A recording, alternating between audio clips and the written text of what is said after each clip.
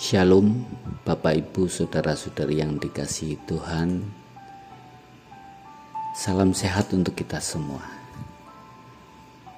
Saat ini saya sangat bersukacita sekali karena bisa menyapa Bapak Ibu Saudara-saudari sekalian dalam sapaan dan renungan harian GKI Cikarang.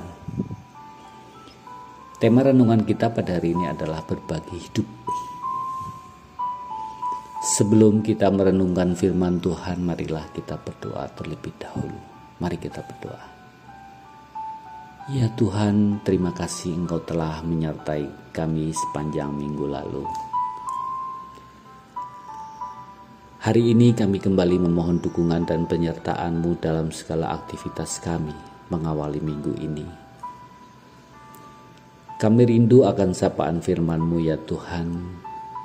Urapi hamba-Mu ini yang akan menyampaikan firman-Mu, agar firman yang akan disampaikan dapat menjadi kekuatan dan motivasi kami dalam menjalani kehidupan sehari-hari. Berfirmanlah Tuhan, kami siap mendengarkan.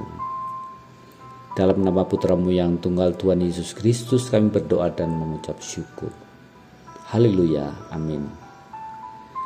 Bapak Ibu Saudara-saudari yang dikasihi Tuhan, renungan kita kali ini diambil dari Markus 12 ayatnya ke-41 sampai dengan 43. Namun yang menjadi pusat refleksi kita adalah pada Markus 12 ayat 43 yang berbunyi demikian. Maka dipanggilnya murid-muridnya dan berkata kepada mereka, "Aku berkata kepadamu, sesungguhnya janda miskin ini memberi lebih banyak daripada semua orang yang memasukkan uang ke dalam peti persembahan." Bapak, Ibu, Saudara-saudari yang dikasihi Tuhan, suatu ketika saya dan istri beserta rekan kami pergi ke sebuah kampung petani bunga.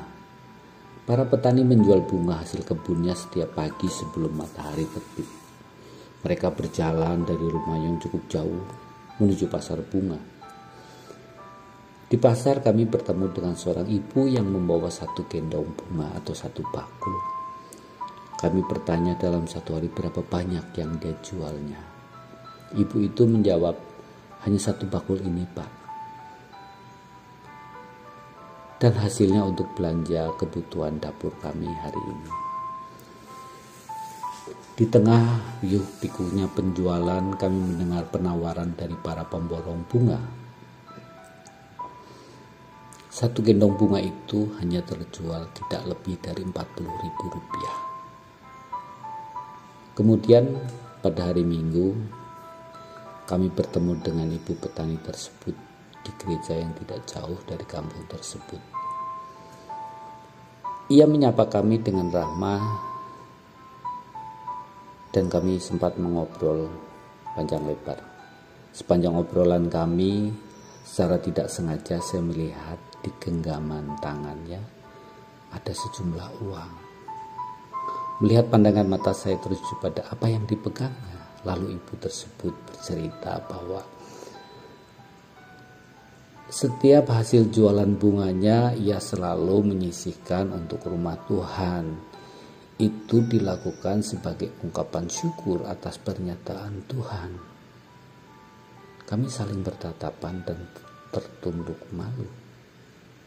Dalam hati kami berkata bahwa mulia sekali mereka ya. Para petani ini dengan segala keterbatasannya tetap mengutamakan Tuhan.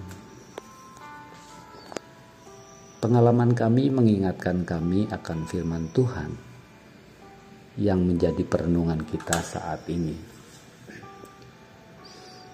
Pada waktu itu di pelataran Bait Allah, secara khusus di pelataran kaum perempuan, terdapat pintu gerbang indah. Di pintu gerbang indah, Yesus melihat beberapa peti persembahan dan banyak orang memberi dalam jumlah besar. Namun ada seorang janda yang hanya memberikan uang 2 peser ke dalam peti persembahan tersebut. Bapak Ibu yang dikasihi Tuhan, uang sepeser atau lepton adalah uang yang jumlahnya terkecil saat itu. Meskipun demikian, Yesus berkata bahwa persembahan yang sangat kecil itu justru jauh lebih besar daripada semua persembahan yang lain, karena mereka dapat memberi dengan mudah persembahan mereka dan masih banyak sisanya. Sedangkan janda ini memberi semua yang ia miliki. Bapak, Ibu, saudara-saudari yang dikasihi Tuhan, memang persembahan yang diberikan itu akan dipakai untuk membeli anggur atau gandum dalam rumah ibadah, atau membeli minyak untuk kurban bakaran di bait Allah, serta untuk memelihara kehidupan mereka yang membutuhkan yang tinggal di bait Allah. Persembahan itu memang diperuntukkan bagi Tuhan, namun dipakai untuk aktivitas bait Allah setiap hari.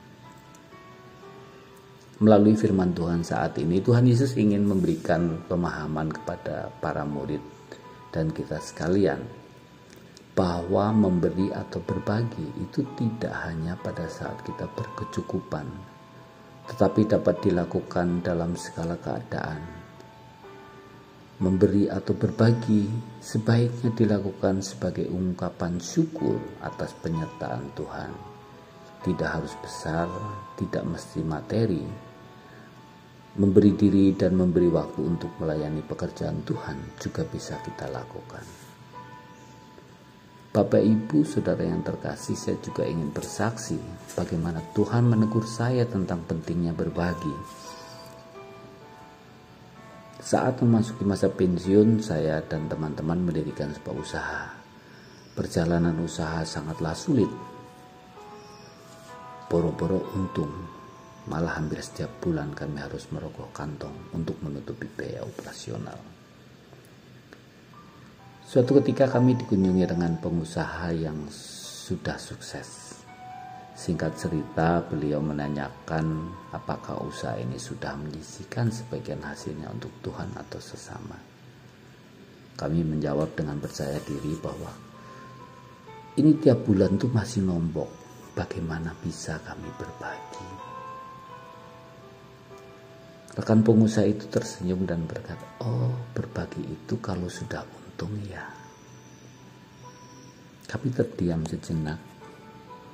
Lalu dia berkata, "Kalau saya sih menyisihkan untuk Tuhan atau sesama sekian persen dari omset setiap bulan, bukan dari profit hasil usaha.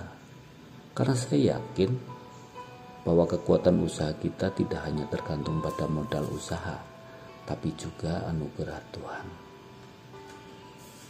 Apa yang disampaikan sangat membuat kami terbangun dari kehidupan usaha yang penuh dengan perhitungan untung rugi. Lalu kami sepakat untuk menyisihkan setiap bulan untuk berbagi, meskipun jumlahnya masih sangat sedikit. Setelah kami menjalankan rutin, kami merasakan kedamaian serta kehadiran Tuhan dalam usaha kami. Segala aktivitas yang kami lakukan terasa lebih baik dan lancar. Bapak, Ibu, dan saudara-saudari yang dikasihi Tuhan, dari pengalaman bertemu dengan ibu petani bunga, belum membangkitkan niat untuk berbagi. Tuhan datang lagi melalui orang lain untuk menegur saya. Mari kita belajar berbagi hidup dalam segala keadaan. Seperti seorang ibu petani bunga, tidak mesti banyak yang kita berikan. Yang penting kita mau berbagi dengan tulus. Sisihkan terlebih dahulu apa yang kita miliki untuk Tuhan atau sesama, seperti yang telah dilakukan oleh seorang pengusaha yang baik hati tadi. Yakinlah, yang akan mengatur dan mencukupkan kebutuhan kita itu Tuhan. Sebab Tuhan tahu punya banyak cara Tuhan untuk memelihara kita dalam menjalani hidup setiap hari. Mari jangan ragu untuk berbagi hidup kepada sesama.